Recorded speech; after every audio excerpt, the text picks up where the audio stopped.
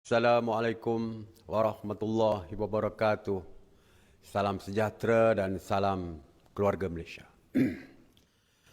Alhamdulillah, marilah kita memanjatkan rasa syukur kehadrat Allah Subhanahu Wa Taala, pemilik segala kurnia.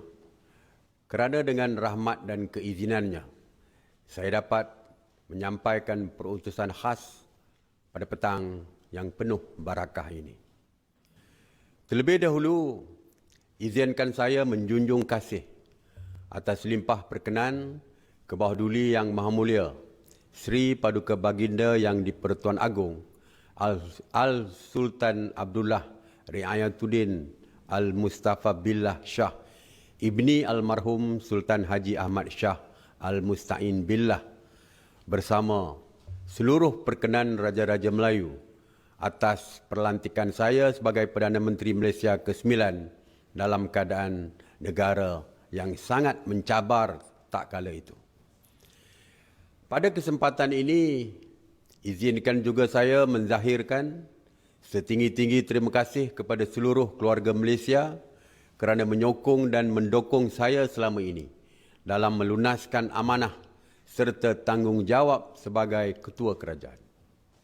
Mengambil ibrah firman Allah Subhanahu Wa Taala dalam surah Ali Imran ayat 54 yang bermaksud, dan mereka merancang, Allah juga merancang, dan Allah sebaik-baik perancang. Tanggal 21 Ogos 2021, saya ditakdirkan ilahi menerajui pentadbiran negara. Betapa besar amanah dan tanggungjawab yang dipikul, besar jugalah usaha dan ikhtiar yang digalas. Pada waktu itu, negara diselubungi trilema pandemik COVID-19 yang sedang mengganas bukan sahaja di Malaysia, bahkan di seluruh dunia, ditambah pula dengan kelesuan ekonomi dan politik yang bergelora. Meskipun acap kali diasak pelbagai cabaran, tomahan serta fitnah, namun alhamdulillah dengan kehendak yang maha berkuasa, kerajaan andal menghadapi mehnah dan tribulasi dalam perjuangan membawa negara ke landasan pemulihan kesihatan, politik dan ekonomi demi memulihkan kesejahteraan hidup keluarga Malaysia dan kemakmuran negara. Keluarga Malaysia yang saya kasih sekalian, kerajaan ini bertanggungjawab dan sentiasa membuat perancangan yang teliti dalam semua hal, semua perihal. Ketika negara berhadapan krisis kesihatan misalnya, kerajaan meletakkan kepentingan keluarga Malaysia di atas segala-galanya. Terima kasih kepada semua petugas Barisan Harapan dan seluruh keluarga Malaysia yang sentiasa memberikan sokongan ampuh dalam membantu kerajaan membendung penularan COVID-19. Di atas kejayaan tersebut, Malaysia telah melangkah memasuki fasa peralihan ke endemik pada tanggal 1 April 2022 yang membolehkan pembukaan semula sempadan negara selepas lebih 2 tahun ditutup. Justru, kita sepatutnya bersama-sama berkongsi rasa bahagia dan bangga apabila negara berjaya keluar dari pandemik. Bahkan Malaysia diiktiraf sebagai negara yang terbaik di Asia Tenggara dalam mendepani cabaran COVID-19.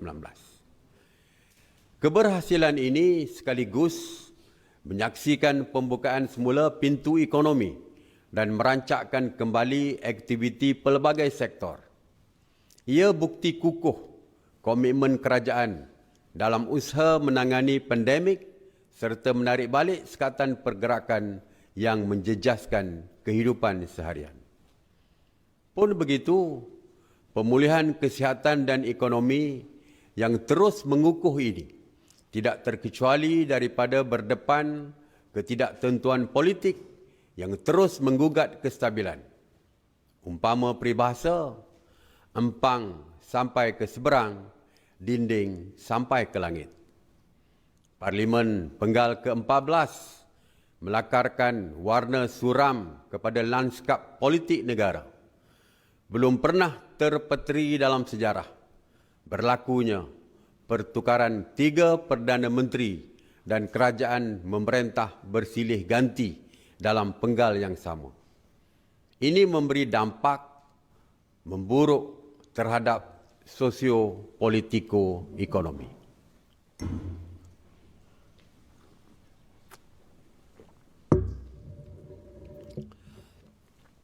Begitupun percakaran tanpa henti antara pemain politik dapat dikekang daripada berterusan dengan membawa mereka ke meja rundingan. Bagi meredakan keadaan, kami mencari kebersamaan, bukan perbezaan. Kami mencari kesepakatan, bukan perpecahan. Natijah semangat keluarga Malaysia berteraskan keterangkuman, kebersamaan dan kesyukuran diterjemah melalui Memorandum Persefahaman, MOU, transformasi dan kestabilan politik antara kerajaan dan pembangkang. Ternyata limpahan hikmah dan rahmatnya memanfaatkan seluruh keluarga Malaysia. Berkat kesepakatan ini, kerajaan telah berjaya melaksanakan beberapa transformasi yang signifikan, antaranya pindaan perlembagaan berkenaan larangan ahli Dewan Rakyat bertukar parti, pindaan perlembagaan berkaitan dengan Malaysia 1993, akta anti gangguan seksual. Keluarga Malaysia yang saya kasih sekalian, pandemik COVID-19 yang melanda negara pada awal 2020 mengakibatkan keluaran dalam negara kasar menguncup 5.5%, iaitu penguncupan paling besar sejak krisis kewangan Asia 1997 hingga 1998. Namun kerajaan dengan langkah-langkah responsif dan proaktif telah berjaya membawa negara keluar daripada kemelut ekonomi. Terbaru, Bank Dunia menyemak semula unjuran KDNK negara bagi tahun 2022 kepada 6.4% berbanding 5.5% yang diunjurkan pada Mac lalu. Alhamdulillah, Malaysia diiktiraf sebagai negara ke-18 paling aman di dunia daripada 163 negara dan kedua di Asia berdasarkan Indeks Keamanan Global ataupun GPI 2022 yang menjadi ukuran utama kedamaian global di dunia. Ini merupakan pencapaian terbaik Malaysia sejak GPI diperkenalkan pada tahun 2008. Dalam tempoh hanya setahun, Kerajaan Keluarga Malaysia berjaya kembalikan pasaran buruh ke tahap guna tenaga penuh.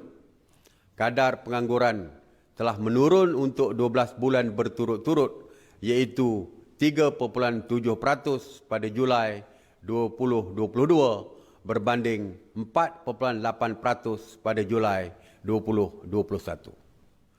Pelaburan langsung asing ataupun FDI juga meningkat dengan ketara. Dalam tempoh 6 bulan pertama tahun ini sahaja, kita mendapat 47.4 bilion ringgit berbanding sepanjang tahun lepas, kita hanya memperolehi 48.1 bilion ringgit. Keyakinan dan minat pelabur terhadap Malaysia tidak meningkat secara tiba-tiba. Sebaliknya, ia didorong langkah proaktif kerajaan yang melaksanakan dasar-dasar mesra pelabur. Ini termasuklah perjanjian bilateral yang dimeterai pada setiap misi saya keluar negara yang menjadikan Malaysia antara destinasi utama pelaburan dunia. Jumlah perdagangan negara juga meningkat sebanyak 33.1%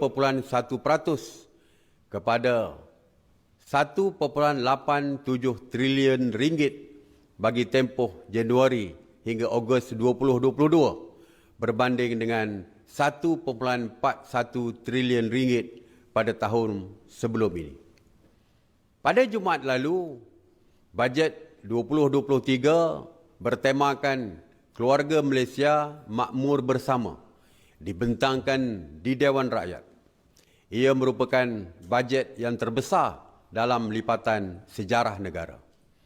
Dengan nilai 372.3 bilion ringgit, ia membuktikan iltizam kerajaan dalam memastikan tiada siapa pun yang dipinggirkan.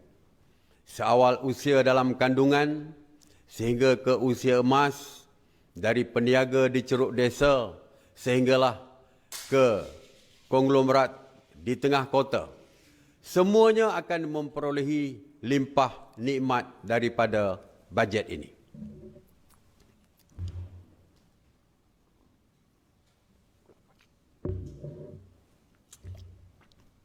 Keluarga Malaysia yang saya kasihi sekalian, dengan ini saya ingin memaklumkan bahawa pada tengah hari semalam saya telah menghadap ke bawah duli Yang Maha Mulia Sri Paduka Baginda Yang di-Pertuan Agong Al-Sultan Abdullah Riayatuddin Al-Mustafa Billah Shah dan menyembah warkah permintaan kepada Baginda mengenai pembubaran Parlimen ke-14. Selaras dengan perkara 40/2/B dan perkara 55/2 Perlembagaan Persekutuan, ke bawah duli Yang Maha Mulia Sri Paduka Baginda Yang di-Pertuan Agong telah bertindak menurut budi bicara Baginda dengan memperkenankan permintaan saya supaya Parlimen ke-14 dibubarkan pada hari ini, Isnin 10 Oktober 2022. Saya mengesyorkan ketua-ketua kerajaan negeri, kecuali Kerajaan Negeri Sabah, Sarawak, Melaka dan Johor, supaya mengambil tindakan sewajarnya bagi membubarkan Dewan Undangan Negeri masing-masing pada tarikh yang sama dengan pilihan raya umum di peringkat Parlimen, meskipun beberapa buah negeri telah memutuskan untuk tidak membubarkan DUN masing-masing. Ia wajar dilaksanakan serentak bagi memastikan rakyat tidak terbeban selain kelancaran proses demokrasi serta menjimatkan kos. Sementara itu, penetapan tarikh-tarikh hari penamaan calon dan hari mengundi serta urusan-urusan lain yang berkaitan adalah tertakluk kepada keputusan Suruhanjaya Pilihan Raya ataupun SPR. Diundang ditampi beras, dipilih antah satu-satu. Dengan pengumuman ini, mandat akan dipulangkan kepada rakyat. Mandat rakyat adalah penawar ampuh bagi negara menzahirkan kestabilan politik dan mewujudkan kerajaan yang teguh, stabil serta dihormati selepas PRU ke-15. Proses ini berlandaskan sistem demokrasi berparlimen dan raja berperlembagaan sebagai pasak pemerintah sejak negara mencapai kemerdekaan. Pembubaran ini dilaksanakan bagi menoktahkan suara-suara yang selama ini meratib keabsahan kerajaan, kerajaan pintu belakang dan kerajaan tebuk atap. Semoga rakyat menggunakan kuasa yang ada pada mereka untuk memilih kerajaan yang mampu meneruskan pelaksanaan bajet Keluarga Malaysia 2023, mengekalkan kestabilan politik, memulih dan mengukuh ekonomi serta mengekalkan keharmonian dan perpaduan keluarga Malaysia yang berbilang agama, kaum dan etnik. Akhir kata, dengan penuh keinsafan,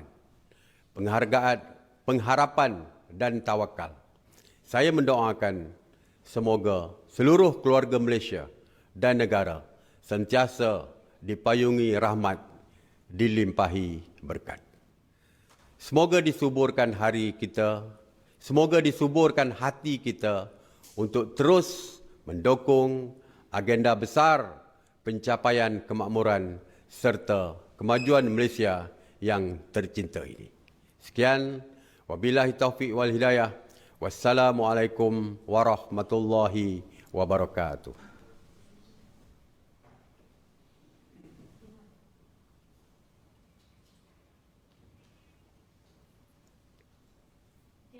All right.